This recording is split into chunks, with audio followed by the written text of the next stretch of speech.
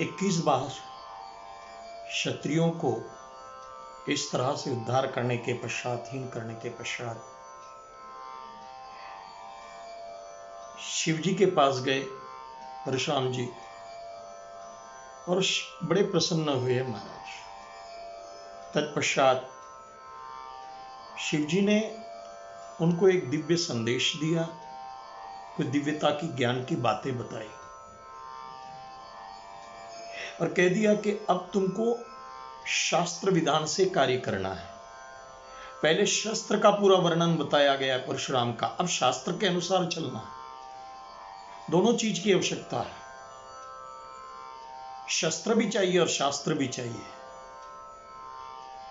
और इसलिए जो भगवान ने धनुष्य दिया, परसा दिया, उसका यथायोग्य ज्ञान दे दिया है और प्रणाम करके निकल गए महाराज।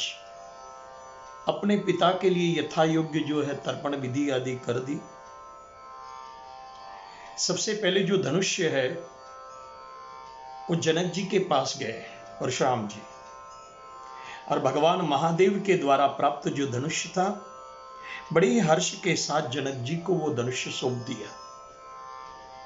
अब इस धनुष्य की कितनी बड़ी महिमा है इस सारे लोगों को पता है।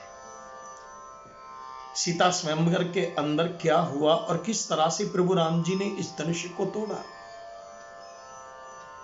परशुराम जी का और लक्ष्मण जी का दिव्य संवाद, राम जी का दिव्य संवाद, ये पूरा चिंतन का विषय है, सब लोगों को पता है बंधु। बस शस्त्र को यहां देने के पश्चात निकल गए पुनः और दिव्य साधना करने लगे। उसी समय कुछ ऋषि मुनि गोकर्ण उद्धार के लिए इनके पास आए, परशुराम जी के पास।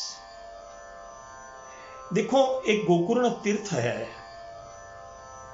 जो जल के द्वारा डूब गया था और सारे देवताओं, ऋषि मुनि सबकी सब उनके पास आए, शरणागत हुए हैं। ये विशिष्ट बात यहां पर बताई गई है। और तत्पश्चात यह गोकर्ण का वर्णन यहां पर करते हैं। नारद पुराण के अंदर इसका वर्णन आया है। परशुराम जी गए, विनंती की समुद्र को, लेकिन कोई उपयोग नहीं हुआ। जैसे समुद्र के समय में, सीता हरण के समय में राम जी और लक्ष्मण जी थोड़े क्रोधित हो गए, देव देवाल से पुकारा।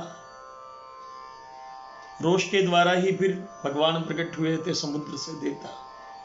यहां पर वही हुआ। उसी समय फिर परशुराम जी ने अपना बाण जैसे ही उठाया।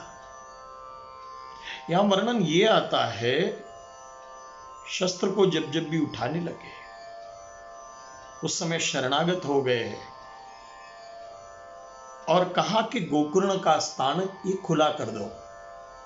और गोकर्ण ईश्वर, ये महादेव जी का दिव्य स्थान है और इसलिए इस गोकर्ण का उद्धार भगवान परशुराम जी के द्वारा हुआ। इसका वर्णन हमको नारद पुराण के अंदर प्राप्त होता है। अब बंधुओं, एक समय तर्पण करके दान पुण्य कर रहे हैं और दान पुण्य करते समय परशुराम जी को कुछ विद्वानों ने कहा कि आप धर्म क्षेत्र में आए हो और इस तरह से ये परसा को यहां पर लेकर आए।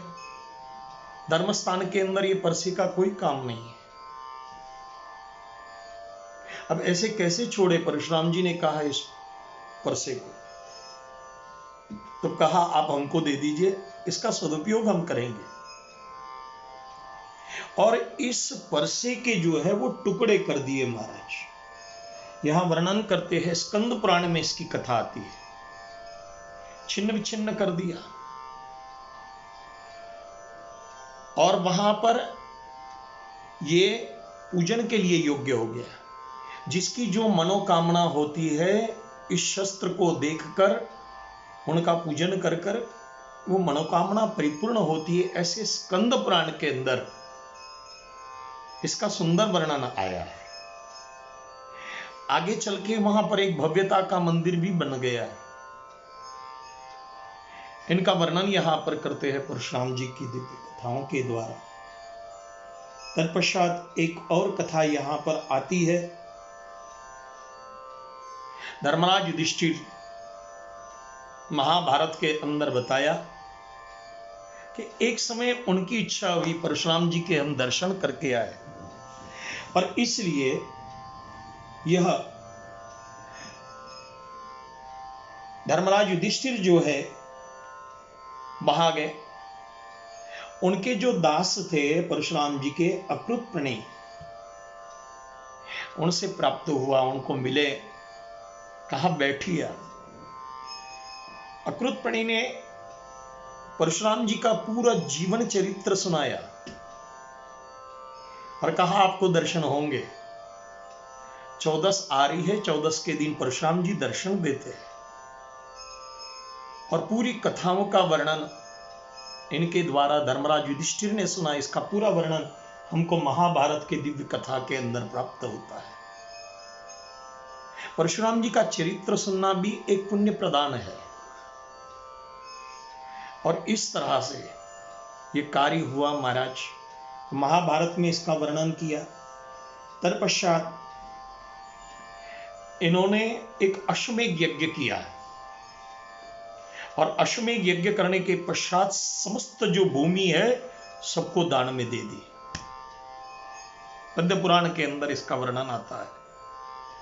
और सबको दान देकर नर नारायण दिव्य आश्रम के अंदर परशुराम जी ध्यान करने के लिए चले गए, तप करने के लिए चले गए। इस तरह से बंधुओं, ये विभिन्न प्रकार के परशुराम जी के जीवन चरित्र के ऊपर सूक्ष्म रूप से हमने चिंतन किया है, जिसके द्वारा निश्चित रूप से हमको भगवान परशुराम जी का दिव्य आशीर्वाद हमको प्राप्त हो। विशिष्ट तिथि अक्षय तृतीया का यह दिव्य महत्व बड़े ही प्रेम और भाव के साथ आपको फलदायी बने। ईश्वर आपकी कृपा, आपके ऊपर कृपा करते रहे। और जो भारत में आई है, पूरे विश्व में जो फैली हुई कोरोना की महामारी, इससे भी जल्द से जल्द सबको मुक्त हो जाए, बस इसी की आशा के साथ हम यह दिव्यता का चिंतन कर रहे हैं। जय श्री कृष्ण।